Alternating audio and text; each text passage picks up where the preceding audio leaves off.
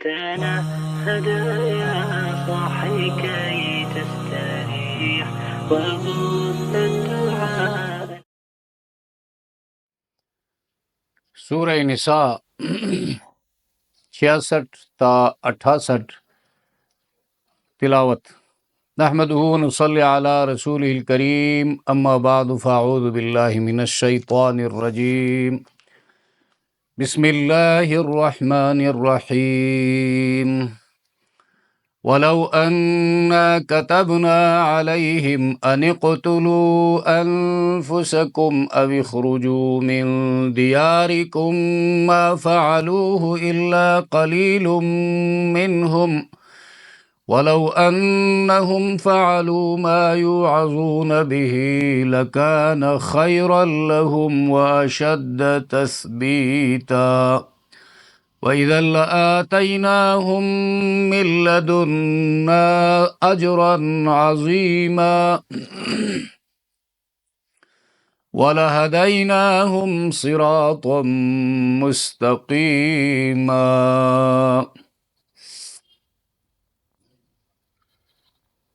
آیت نمبر 66 تا 68 سورہ نساء کا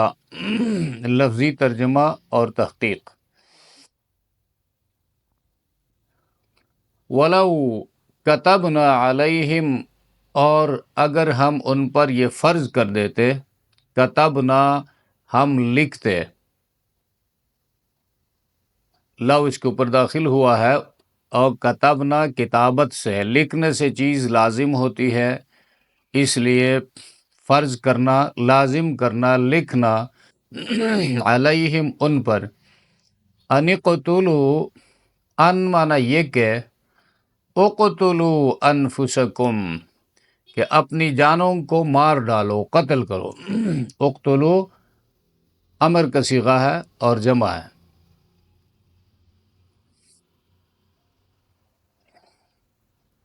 او اخرجوا من دیارکم، یا نکل جاؤ، او اخرجوا، اخرجوا ہے، یہ بھی جمع امر کا صیغہ ہے. دیار دار کی جمع ہے، گھر کو کہتے ہیں من دیارکم، اپنے گھروں سے. واحد اس کا دار ہے، شہر، وطن، گھر سے یہ سارے معنی اس کے آتے ہیں. ما فعلوہ، نہ کرتے اسے،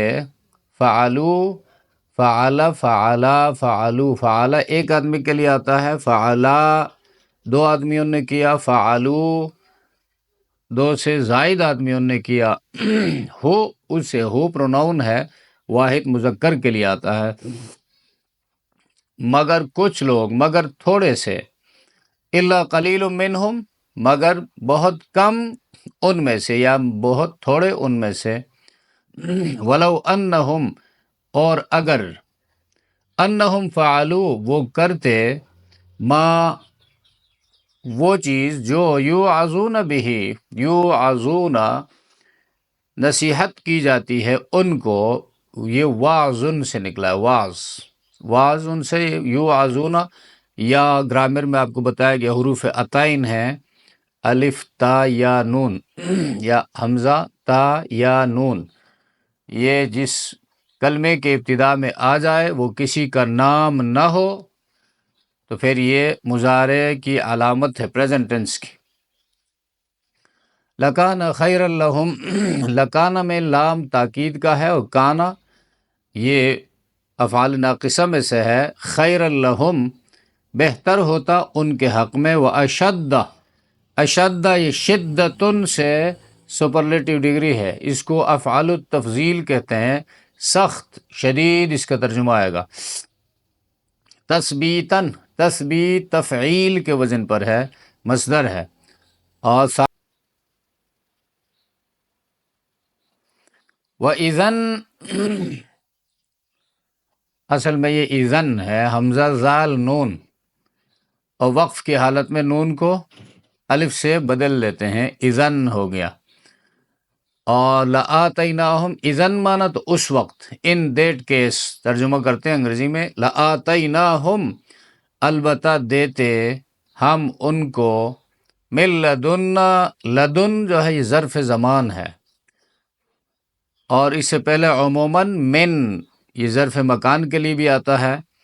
ہم اپنے پاس ہے، من لدنا یعنی من عندنا اپنے پاس سے، اجرن عظیما تو کیا دیتے ان کو؟ بہت بڑا اجر، بہت بڑا ثواب، وَلَهَدَيْنَاهُمْ اور یقیناً ہم انہیں چلاتے صراط مستقیم پر، سیدھی راہ پر۔ سورہ نساء آیت نمبر 66 تا 68 کی مختصر تفسیر۔ ان آیات کا خلاصہ یہ ہے کہ منافقین سے اطاعت رسول کا مطالبہ ہے، شہید ہونے کا یا گھر بار چھوڑنے کا مطالبہ نہیں جو ان پر بھاری معلوم ہو۔ خطاب یہاں پر منافقین سے، اور گزشتہ آیات میں اطاعت رسول کا مطالبہ تھا، اور یہ مطالبہ کوئی مشکل نہیں تھا اگر ان سے مقابلے میں، اگر ان سے جہاد میں نکلنے کا اور شہید ہونے کا مطالبہ کیا جاتا، یا گھر بار چھوڑ کر ہجرت کرنے کا مطالبہ کیا جاتا، تو ان میں سے بہت کم لوگ اس کی تعمیل کرتے، اور اطاعت رسول میں سراسر ان کا فائدہ ہے، ان کا ایمان مضبوط ہوگا، اخلاص بڑھے گا، نفاق ختم ہو جائے گی، تو اجر عظیم کے وہ لوگ مستحق ہوں گے۔ تو یہاں سے یہ بھی معلوم ہوتا ہے کہ اطاعت رسول کی وجہ سے بندے کا ایمان مضبوط ہوتا ہے، اعمال میں اخلاص پیدا ہوتا ہے، یعنی نکھار آتا ہے اعمال میں، اور ثابت قدمی پیدا ہوتی ہے، محبت الہی بڑھتی ہے۔ اور جہاد دو نیتوں سے کیا جاتا ہے، ایک جو ہے شہادت کی آرزو لے کر مجاہد میدان میں اترتا ہے، جیسے صحابہ کرام غزوہ بدر میں، غزوہ احد میں، اور اس طرح دوسری غزوات میں رسول اللہ صلی اللہ علیہ وسلم کے ساتھ اور ان کے بعد میدان میں اترے، اور ایسا شخص جو ہے جو شہادت کی آرزو لے کر نکلتا ہے، وہ پھر ڈٹ کر جم کر لڑتا ہے، اور یہاں تک کہ جان کا نذرانہ پیش کرنا پڑے تو اسے بھی دریغ نہیں کرتا۔ دوسری صورت جو ہے، دوسری نیت دشمن کو کیفر کردار تک پہنچانا، اور ایسا شخص بھی نہایت بہادری کے ساتھ دلیرانہ انداز میں لڑتا ہے۔ یہ دونوں مقاصد صحیح ہیں۔ یہاں پر اس آیت میں یہ پہلی نیت جو ہے، یعنی شہادت کی آرزو لے کر لڑنا، اس کا بیان ہے، اور سورہ توبہ آیت نمبر 111 میں دوسری نیت کا بیان ہے، دشمن کو کیفر کردار تک پہنچانے کا، اور تو وہاں پر ایکٹیو وائس استعمال ہوا ہے سورہ توبہ میں، یقتلون وہ قتل کرتے ہیں، اور یقتلون وہاں پر پھر مؤخر ہے، دوسرے نمبر پر پیسو وائس استعمال ہوا ہے۔ تو یہاں پر یہ بھی سمجھنا ہے کہ منافقین کی اکثریت جو تھی وہ یہود سے ان کا تعلق تھا، یہودیوں میں سے تھے، اور ادھورے مسلمان یا زبان کے مسلمان، دل کے کافر، اور یہ باسی تھے مدینے کے، لیکن ان کو ہجرت کی مشکلات کا پتہ تھا، علم تھا کہ بھئی ہجرت کریں گے تو پھر اب مدینے میں اپنا باغ و بہار، اپنا سرمایہ سب کو چھوڑ کر جانا پڑے گا، اور یہ کام آسان نہیں ہے، اور جہاد میں نکل کر جان دینا، خون کا نذرانہ پیش کرنا، یہ اس سے بھی مشکل کام ہے۔ تو اللہ یہ فرماتا ہے اگر یہ احکام دیے جاتے تو منافقین بہت کم اس کو مانتے، اس کی تعمیل کرتے، اور اطاعت رسول میں کچھ دشواری نہیں، پھر یہ حکم سراسر ان کے لیے مفید بھی ہے، اس لیے ان سے اسی کا مطالبہ ہے۔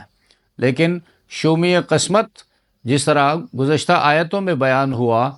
فلا وربک لا یؤمنون کہہ کر اللہ نے جھنجھوڑا، خبردار بھی کیا کہ اپنے کو بظاہر تو یہ لوگ مسلمان کہلاتے تھے، لیکن مقدمہ اور مقدمے کا فیصلہ آتا تو وہ طاغوت کے پاس، مشرکین کے پاس اور منافقین کے پاس، یہود کے پاس لے کر جاتے تھے۔ تو دعویٰ ایمان کا اور مقدمہ لے کر یہود کی عدالت میں جاتے ہیں، یہ مومن کیسے ہو سکتے ہیں؟ تو اسے معلوم ہوتا ہے کہ مسلمان ہونے کے بعد مسلمان اپنا فیصلہ قرآن و سنت کے سامنے لے کر جائے، اور قرآن و سنت کے سامنے لے کر جانے سے کوئی بندہ انکار کرتا ہے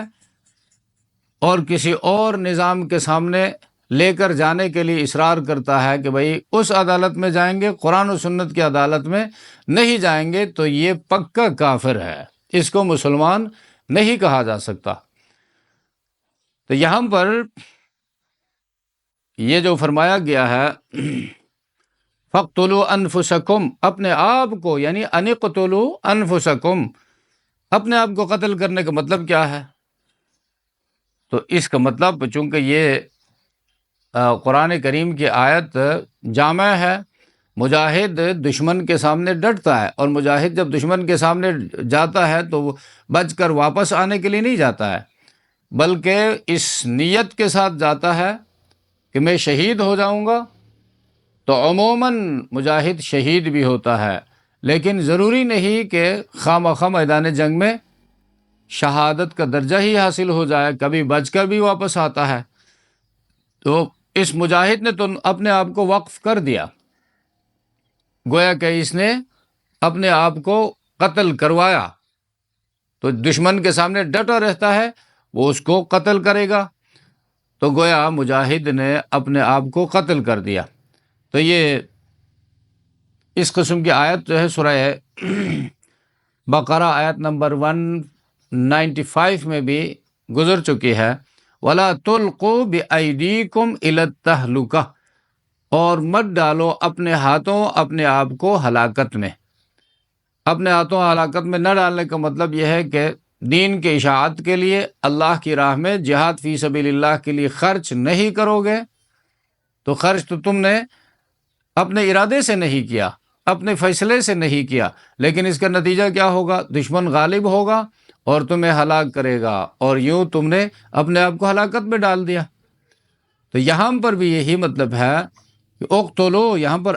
وہاں پر سورہ بقرہ میں لا تلقو ہے، اور یہاں پر انقتلو، کہ قتل کرو اپنی جانوں کو۔ تو یہ اپنی جانوں کو قتل کرنے کا مطلب خودکشی نہیں ہے، بلکہ قتل ہونے کے لیے آگے پیش کرنا، تو اسے مراد جہاد ہے، جہاد اور قتال ہے۔ اچھا، وَلَوْ أَنَّا كَتَبْنَا عَلَيْهِمْ أَنِ اقْتُلُوا أَنفُسَكُمْ أَوِ اخْرُجُوا مِنْ دِيَارِكُمْ مَا فَعَلُوهُ إِلَّا قَلِيلٌ مِّنْهُمْ، اور اگر بے شک ہم لکھتے، مانا فرض کرتے، علیہم ان منافقین پر، ان اقتلوا، یہ بات کہ قتل کرو، انفسکم خود کو، اپنے آپ کو، او اخرجوا یا نکلو، من دیارکم اپنے گھروں سے، ما فعلوہ تو نہ کرتے وہ اس کو، الا قلیل مگر تھوڑے سے، منہم ان میں سے، ولو انہم فعلوا اور اگر بے شک وہ کرتے، ما یوعظون جو نصیحت کیے گئے اس کے ساتھ، لکان خیر لہم تو البتہ یقیناً بہتر ہوتا ان کے حق میں، واشد تثبیتا اور زیادہ جمانے والا، تثبیت خوگر بنانا، عادی بنانا اور مضبوط کرنا، اشد تثبیتا اس میں تفضیل ہے اور لفظی ترجمے میں بتایا گیا ہے، وَإِذًا لَآتَيْنَاهُمْ اور تب یقیناً ضرور دیتے ہم ان کو، مِن لَدُنَّا أَجْرًا عَظِيمًا اپنی جانب سے خاص، اپنے پاس سے بہت بڑا ثواب، وَلَهَدَيْنَاهُمْ اور ضرور دکھاتے ہم ان کو، صِرَاطًا مُسْتَقِيمًا راستہ سیدھا، یعنی جو ان کو یہاں پر فرمایا ما یوعظون بہ، وہ اس کام کو کرتے جس کے ذریعے وہ نصیحت کیے گئے ہیں، یعنی رسول اللہ کی اطاعت کرتے، اور اس کو نصیحت اس لیے کہا کہ وہ حکم ان کے لیے مفید تھا، تو نصیحت خیرخواہی کو کہتے ہیں، تو یہ ان کے لیے مفید تھا۔ سبحان ربک رب العزت عما یصفون وسلام علی المرسلین والحمد للہ رب العالمین۔